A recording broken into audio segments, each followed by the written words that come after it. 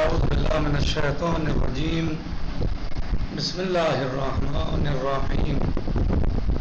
الحمد لله رب العالمين.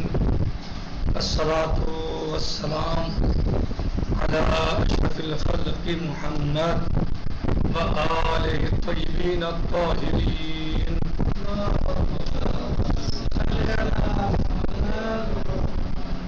وعجل فرجهم.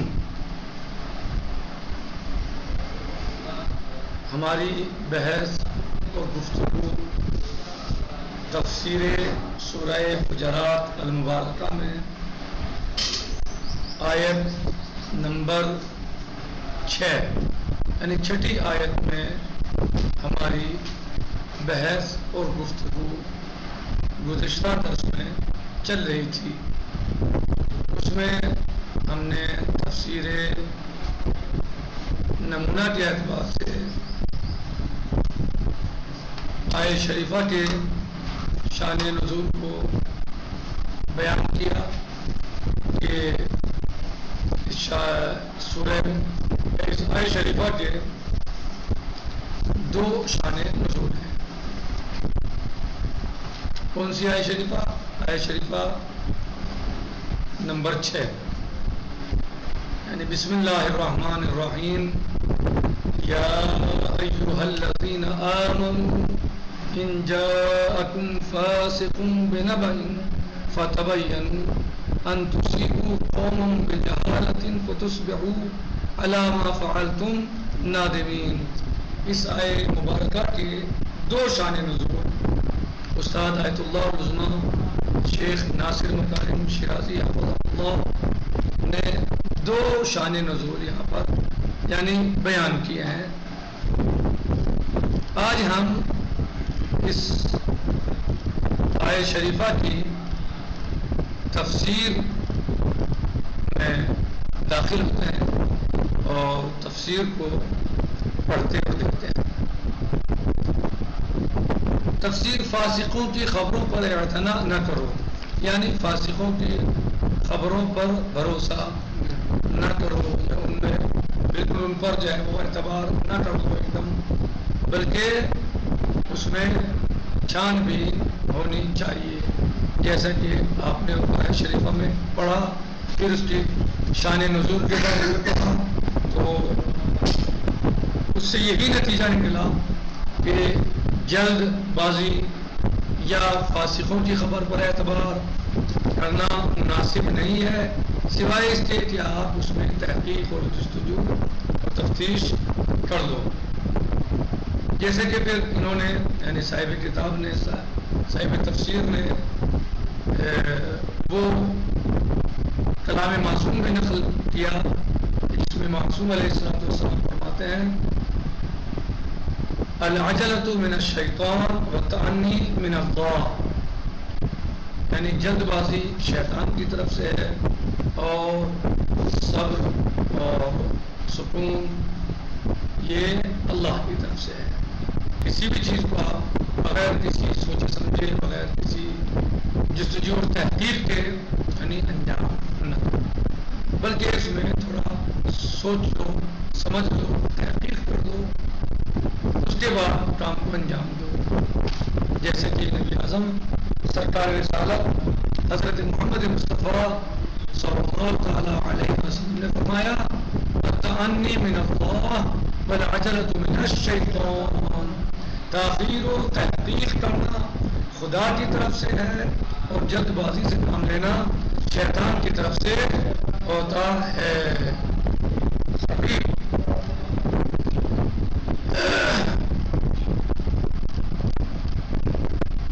تو فاسقوں کی خبروں پر اعتنا نہ کرو ان کی زیادہ یعنی اعتبار بھروسہ یا ان کے بارے میں زیادہ ان کے بارے میں زیادہ یعنی ان کی پرور کرنا یعنی صحیح نہیں ہے. پڑھیے شاہد صاحب گزشتہ آیات میں مسلمانوں اور ان کے پیشوا پیغمبر صلی اللہ علیہ وسلم کے مقابلے میں وظائف اور نتائج کے بارے میں گفتگو تھی اور اس میں دو اہم احکام بیان ہوئے تھے. ایک خدا اور پیغمبر صلی اللہ علیہ وسلم پر کسی کام میں سبقت نہ کرنا، اور دوسرا پیغمبر صلی اللہ علیہ وسلم کے بارگاہ میں گفتگو کرنے اور آپ صلی اللہ علیہ وسلم کو آواز دینے کے وقت ادب و احترام کی رعایت کرنا۔ گزشتہ آیات میں جو ہم نے آیات پڑھی، بسم اللہ الرحمن الرحیم، یا ایھا الذین آمنوا لا ترفعوا اصواتکم فوق صوت النبی الی آخر، یا آیات شریفہ بسم اللہ الرحمن الرحیم، یا ایھا الذین آمنوا لا تقدموا بین یدی اللہ ورسولہ الی آخر۔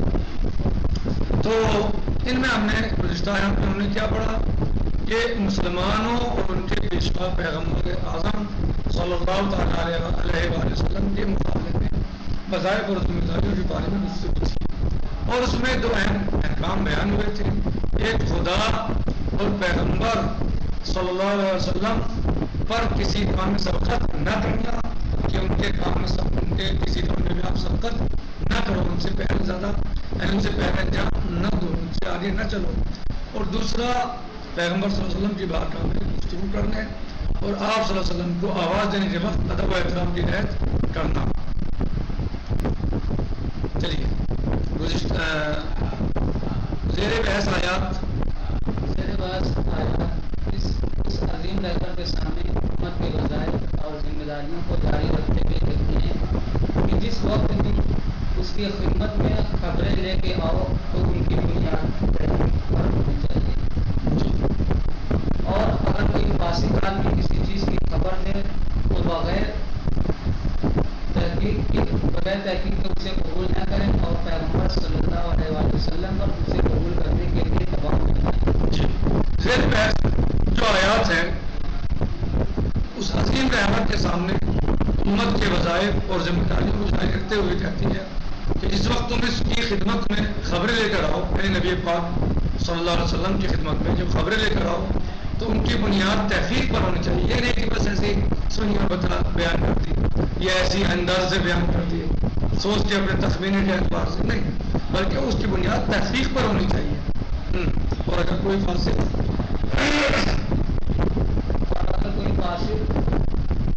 آدمی کسی چیز کی خبر دے تو بغیر تحقیق کے اسے قبول نہ کریں، اور پیغمبر صلی اللہ علیہ وسلم پر اسے قبول کرنے کے لیے دباؤ نہ ڈالیں۔ اور اگر کوئی فاسق آدمی کسی چیز کی خبر دے تو بغیر تحقیق کے اسے قبول نہ کریں، اور پیغمبر صلی اللہ علیہ وسلم پر اسے قبول کرنے کے لیے دباؤ نہ ڈالیں۔ یعنی کوئی فاسق آدمی خبر لے کے آتا ہے تو پہلے تحقیق کرو، اس کے بعد اسے قبول کرو، اور اگر خود بھی قبول نہیں کرو اور پیغمبر صلی اللہ علیہ وسلم پر بھی دباؤ نہ ڈالو کہ اسے قبول کرے اس بات کو۔ جی پہلے فرماتا ہے وہ لوگ جو ایمان لائے ہو، اگر کوئی فاسق شخص تمہارے پاس خبر لے کر آئے، فاسق شخص تمہارے پاس خبر لے آئے تو اس کے بارے میں تحقیق کر لیا کرو۔ یا ایھا الذین آمنوا ان جاءکم فاسق بنبأ فتبینوا۔ اس کے بعد اس کی علت کی طرف اشارہ کرتے ہوئے مزید کہتا ہے کہیں ایسا نہ ہو کہ بغیر تحقیق عمل کرنے کی صورت میں کسی گروہ کو نادانی کی وجہ سے نقصان پہنچا دو اور پھر غیبت میں پشیمان ہونا پڑے۔ پہلے فرماتا ہے اللہ سبحانہ و تعالیٰ فرماتا ہے اے وہ لوگوں جو ایمان لائے ہو، یعنی اے ایمان والو، اگر کوئی فاسق شخص، کوئی فاسق انسان تمہارے پاس خبر لے کر آئے تو اس کے بارے میں تحقیق کر لیا کرو۔ اگر کوئی فاسق انسان یا شخص تمہارے پاس خبر لے کر آئے تو اس کے بارے میں تحقیق کر لیا کرو۔ یا ایھا الذین آمنوا ان جاءکم فاسق بنبأ فتبینوا۔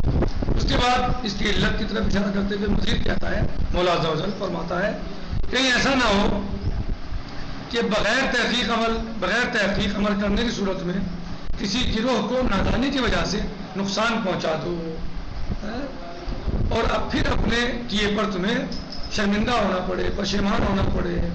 ان تصیبوا قوما بجہالۃ فتصبحوا علی ما فعلتم نادمین، کہ ایسا نہ ہو کہ تم اپنی جہالت کی وجہ سے کسی قوم کو نقصان پہنچا دو اور پھر تم جو تم نے کیا اس پر شرمندہ ہو، پشیمان ہو۔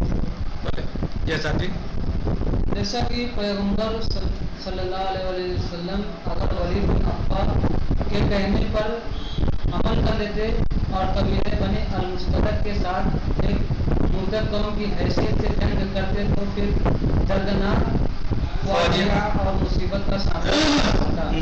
بعد والی آیت میں لب و لہجے سے یہ معلوم ہوتا ہے کہ اور مصیبت کا سامنا کرنا پڑتا. بعد والی آیت میں لب و لہجے سے یہ معلوم ہوتا ہے کہ ایک گروہ اس جنگ کرنے پر اصرار کر رہا تھا. قرآن کہتا ہے کہ یہ کام تمہارے لیے شائستہ نہیں ہے، یہ اہل جہالت و نادانی ہے اور اسلام کا انجام ملامت و پشیمانی ہوگا. فرمایا اصول کے ایک گروہ نے قبر واحد کی حجیت پر اس آیت کا استدلال کیا. علماء اصول نے خبر واحد کی حجت پر اس آیت سے استدلال کیا ہے اور اصول میں اس میں کافی بحثیں ہوئی ہیں، کافی گفتگو ہوئی ہے. انشاءاللہ جب آپ پہنچیں گے پڑھیں گے اصول یا پڑھ رہے ہیں تو آپ کو وہاں معلوم ہوگا انشاءاللہ خبر واحد کا.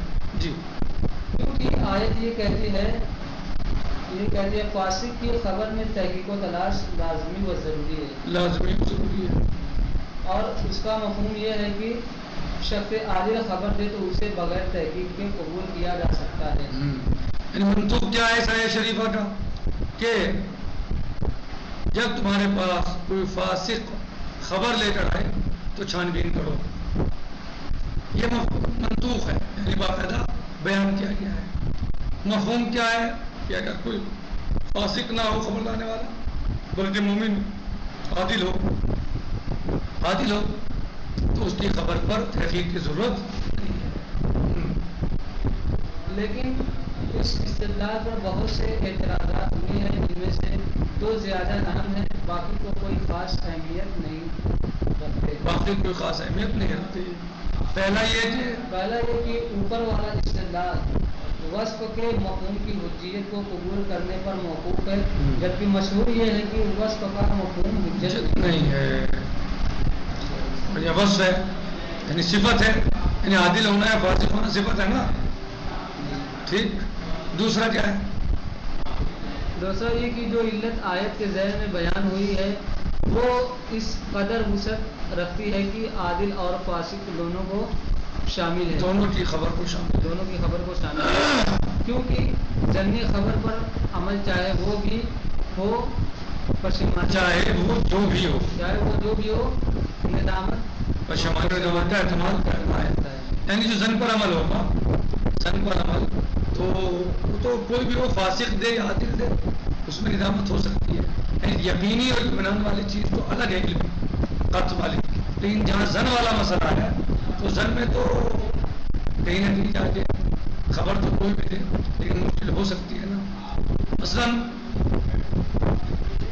خبر ثقہ ہے، حجت ہے نا. ثقہ کی خبر حجت ہے، معصوم علیہ السلام نے فرمایا. اسی طریقے سے مثلا ایک اچھا انسان ہے، سچا انسان ہے، تو جسے آپ اصول میں پڑھ چکے ہیں، پڑھ رہے ہیں، تو وہ سچا ہے صحیح، لیکن ہو سکتا ہے کہ اسے سننے میں اشتباہ ہو گیا،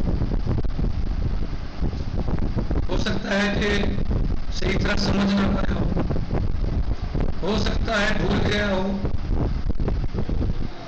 جی بھائی، بھول تو عادل کی یہاں بھی ہو سکتی ہے، صحیح نہ سمجھنا عادل کی یہاں بھی ہو سکتا ہے، صحیح نہ سمجھ پایا ہو سکتا ہے صحیح نہ سنا ہو، یا عادل کی یہاں بھی ہو سکتا ہے. کچھ سن لیا، کچھ رہ گیا، جا کے عادل اسے بیان کر دے. اب کیا سنا، کیا رہ گیا، کتنا سنا، کیسا سنا، آدھا سن لیا، اللہ تقرب الصلاۃ سن لیا، وانتم سکارا رہ گیا مسئلہ، تو معاملہ خراب ہو جائے گا. تو اس لیے خبر ضمنی جو ہے تو اس میں تو عادل دے یا فاسق دے، یعنی پشیمانی کا احتمال پایا جاتا ہے، اس میں ہوتا ہے. یقینی اور قطعی جو خبر ہے وہ بہرحال جو ہے وہ ہر اعتبار سے مضبوط ہوتی ہے اور اس میں کوئی ایسا احتمال نہیں پایا جاتا. اس کے بعد یہ اس کا جواب دیں گے انشاءاللہ، یہ کل آئے گا. الحمدللہ رب العالمین. السلام علیکم ورحمۃ اللہ وبرکاتہ.